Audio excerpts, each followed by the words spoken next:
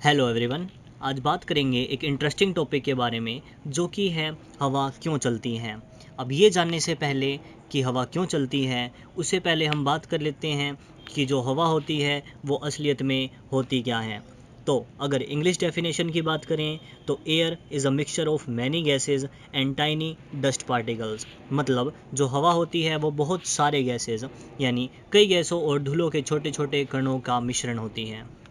आगे बात करेंगे कंपोजिशन ऑफ एयर के बारे में। मतलब जो एयर में जितनी भी गैसेस प्रेजेंट होती है वो किस मात्रा में प्रेजेंट होती है। अब आप अपनी स्क्रीन के ऊपर एक पाई चार्ट देख रहे होंगे। पाई चार्ट के बारे में आपने स्टडी भी किया होगा मैथ्स के टॉपिक में। अब इस पाई चार्ट को आप देख के समझ रहे होंगे कि जो सबसे ज़्यादा जो परसेंटेज होती है गैसेस की एयर में वो होती है नाइट्रोजन गैस की। मतलब एयर में सबसे ज़्यादा जो परसेंट होता है, सबसे ज़्यादा जो अमाउंट में प्रेजेंट होती है गैस, वो होती है नाइट्रोजन गैस। और जो नाइट्रोजन गैस होती है वो होती है 78%। और ऑक्सीजन होती है 20.9%, आर्गन गैस होती है 0.90% और अदर गैसेस सम्मिलित होती है 0.17% और कार्बन डाइऑक्साइड होती है 0.03%। अब इन गैसेस के बारे में आपने कभी ना कभी तो सुना ही होगा। अब ज़्यादातर आपने नाम सुन रखा होगा ऑक्सीजन का, जो कि हम सांस लेने में उपयोग करते हैं। अब देखिए होता ये है कि जब हम सांस लेते हैं तो हम प्योर फॉर्म नहीं लेते ऑक्सीजन की, थोड़ा बहुत अमाउंट कार्बन डाइऑक्साइड का भी होता है जो हम सांस लेते हैं। यानी जो हम सांस लेते हैं उसमें थोड़ी बहुत अमाउंट होती है कार्बन डाइऑक्साइड की, लेकिन कार्बन डाइऑक्साइड से बहुत अधिक मात्रा होती है ऑक्सीजन की जो हम सांस लेते हैं। और जब हम सांस छोड़ते हैं तो कार्बन डाइऑक्साइड की मात्रा अधिक होती है और ऑक्सीजन की मात्रा बहुत कम होती है। नेक्स्ट आपने नाम सुन रखा होगा नाइट्रोजन के बारे में। मतलब जो किसान के द्वारा जो फर्टिलाइज़र यूज़ किए जाते हैं उसमें नाइट्रोजन कितना परसेंट है और फॉस्फोरस कितना परसेंट है और पोटेशियम कितने परसेंट है। आपने रेशो देख रखा होगा, उसके ऊपर लिख रखा होगा N/K/P। मतलब N जो है वो कितना है, फॉस्फोरस जो है वो कितना है और पोटेशियम उसमें कितना है। नेक्स्ट बात करेंगे विंड के बारे में। एयर के बारे में तो आपने जान ही लिया होगा कि जो एयर होता है वो बेसिकली कंपोज्ड ऑफ होता है गैसेस से, डस्ट पार्टिकल से और थोड़े बहुत उसमें वाटर वेपर भी प्रेजेंट होते हैं। मतलब पानी की मात्रा, पानी की जो बूंद होती है, भाप जिसको हम बोलते हैं, वो भी थोड़े अमाउंट में प्रेजेंट होती है एयर में। जो विंड है वो असलियत में मूविंग एयर है। मतलब इंग्लिश में बात करें तो moving air is known as wind. चलती वायु को ही हवा के रूप में जाना जाता है। एयर को हिंदी में वायु बोलते हैं और विंड को बोलते हैं हवा। नेक्स्ट बात करेंगे कि जो विंड होते हैं वो असलियत में आते कहाँ से हैं। देखिए आपको पता होगा कि कोई भी ऑब्जेक्ट के ऊपर अगर सूर्य की किरणें पड़ेगी, मतलब अगर सोलर रेडिएशन पड़ेगी, तो वो ऑब्जेक्ट होगा, वो क्या होगा, हीट होगा। इसी टाइप की जो हीटिंग होती है वो होती है अर्थ के ऊपर। अर्थ की जो ऊपरी सतह है जिसे हम क्रस्ट भी बोलते हैं, उसके ऊपर है बेसिकली दो पोर्शन। एक पोर्शन है लैंड का और एक पोर्शन है वाटर का। लैंड पार्ट को ज्योग्राफिकल लैंग्वेज में हम लिथोस्फीयर भी बोलते हैं और वाटर पार्ट को हम ज्योग्राफिकल लैंग्वेज में हाइड्रोस्फीयर बोलते हैं। और एयर पार्ट को, यानी जो एयर ऊपर प्रेजेंट है अर्थ क्रस्ट के ऊपर, उसको हम बोलते हैं एटमॉस्फेयर। ये जो तीन स्फीयर जो अभी मैंने आपको बताए, उनका बहुत ज़्यादा इंपॉर्टेंट रोल होता है विंड को ब्लो करवाने में। अब देखिए जो लैंड पार्ट होता है अर्थ का वो बहुत ज़्यादा जल्दी ठंडा और बहुत ज़्यादा जल्दी गर्म होता है, और जो वाटर पोर्शन है अर्थ का वो बहुत लेट ठंडा और बहुत लेट गर्म भी होता है। अब इसी अनइवन हीटिंग के कारण जो विंड है वो आती है और इसी अनइवन हीटिंग के कारण प्रेशर भी क्रिएट होते हैं अर्थ के ऊपर। एक प्रेशर क्रिएट होता है जिसको हम बोलते हैं हाई एटमॉस्फेरिक प्रेशर और एक होता है लो एटमॉस्फेरिक प्रेशर, जिसके बारे में हम आगे बात करेंगे। नेक्स्ट स्लाइड में बात करते हैं हाई प्रेशर के बारे में। तो जो हाई प्रेशर होता है उसको बोलते हैं बेसिकली एक ऐसा एरिया जिसके ऊपर बहुत ज़्यादा अमाउंट प्रेजेंट हो एयर के पार्टिकल्स की और डस्ट पार्टिकल्स की, और इसके अंदर वाटर वेपर भी प्रेजेंट हो सकते हैं बहुत ज़्यादा अमाउंट में।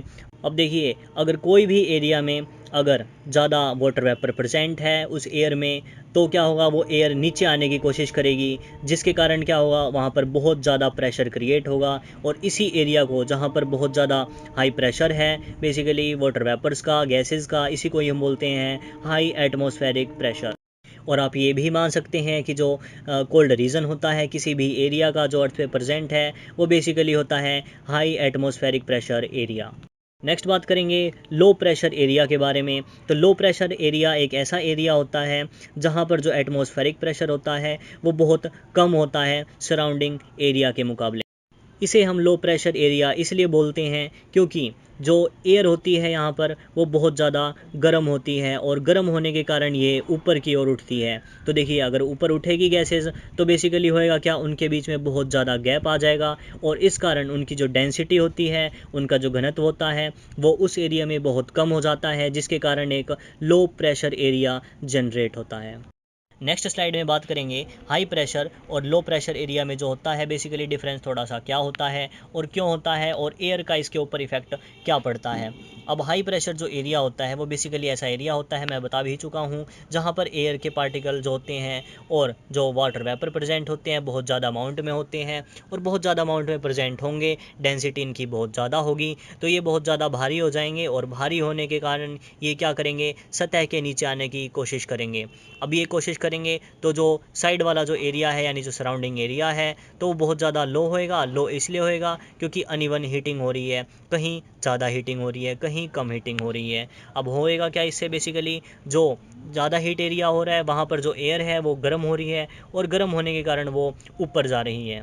अब इस स्लाइड से आपको ये पता चल गया होगा कि जो भारी गैसेस होती है वो बेसिकली नीचे आने की कोशिश करेंगी और जो गर्म गैसेस होगी वो ऊपर जाने की कोशिश करेंगी।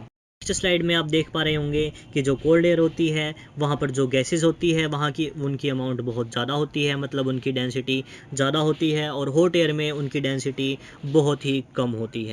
अब आप इस स्लाइड के ऊपर देख पा रहे होंगे एक है राइट पोर्शन और एक है लेफ़्ट पोर्शन। लेफ़्ट पोर्शन में जब आप देखेंगे तो आप देख रहे होंगे कि जो सन की रेज़ है वो ब्लॉक कर दी जा रही है क्लाउड्स के द्वारा, यानी जो बादल है वो सूर्य की किरणों के बीच में आ गए हैं। अब बीच में आने से क्या होगा इनके, तो जो एरिया है इसके अंडर वाला यानी जो आप ये ब्लू पोर्शन देख रहे होंगे डार्क ब्लू, वहाँ पर बहुत ज़्यादा जो एयर है वो बहुत ज़्यादा ठंडी हो गई है और इसके जो नीचे जो एरिया है वो बेसिकली हाई प्रेशर एरिया में कन्वर्ट हो गया है। और अगर आप राइट साइड के पोर्शन के बारे में बात करें तो वहाँ पर बहुत ज़्यादा लो प्रेशर हो रहा है। क्यों? क्योंकि वहाँ की जो सूर्य की किरणें हैं वहाँ पर डायरेक्ट रूप से फॉल कर रही है और सूर्य की किरणें फॉल करने से हो क्या रहा है, बेसिकली वहाँ की जो क्रस्ट है, वहाँ का जो लैंड पार्ट है वो बहुत ज़्यादा गर्म हो रहा है और गर्म होने की वजह से उसके ऊपर जितने भी गैसेज हैं वो बहुत ज़्यादा गर्म हो रहे हैं और गर्म होने के कारण वो ऊपर उठ रहे हैं। अब देखिए दोनों साइड में एयर प्रेजेंट है क्योंकि एयर जो है वो सर्वव्यापी है, यानी जो वायु है वो सर्वव्यापी यानी हर जगह प्रेजेंट होती है। अब यहाँ पर जितनी भी एयर प्रेजेंट होगी तो लेफ़्ट साइड में जो प्रेजेंट होगी एयर वो राइट साइड में आने की कोशिश करेंगी। क्यों? क्योंकि आपको अभी मैंने एक कॉन्सेप्ट बताया कि जो गैसेज होती है वो हरदम हाई प्रेशर एरिया से लो प्रेशर एरिया में जाने की कोशिश करती है और हरदम वहीं पर ही उनकी मूवमेंट होती है। अगर आप इन दोनों पोर्शन के बीच में खड़े होते हैं तो आपको विंड फील होती है। अब देखिए जितना ज़्यादा डिफरेंस प्रेशर में होगा यानी एटमॉस्फेरिक प्रेशर में जितना ज़्यादा डिफरेंस होगा उतनी ही जल्दी विंड जो है वो ब्लो करेगी, मतलब उतनी ही ज़्यादा आपको फील होगा कि जो एयर है वो मूव कर रही है स्पीडली। तो यही रीज़न है हवा के चलने का कि जो एयर है वो हरदम हाई प्रेशर एरिया से लो प्रेशर एरिया में मूव करती है और जो हाई और लो प्रेशर क्रिएट होता है वो होता है सन की अनइवन हीटिंग के कारण। तो आई होप ये वीडियो आपको पसंद आई होगी, आपको पता चल गया होगा कि हवा जो है वो क्यों चलती है। तो अगर आपको ये वीडियो थोड़ी भी इन्फॉर्मेटिव लगी हो, थोड़ी भी आपको नॉलेज मिली हो इस वीडियो से, तो आप इस वीडियो को लाइक कीजिए, शेयर कीजिए और सब्सक्राइब कीजिए अपने channel Mahadeva the pillar of success को। Thank you for watching.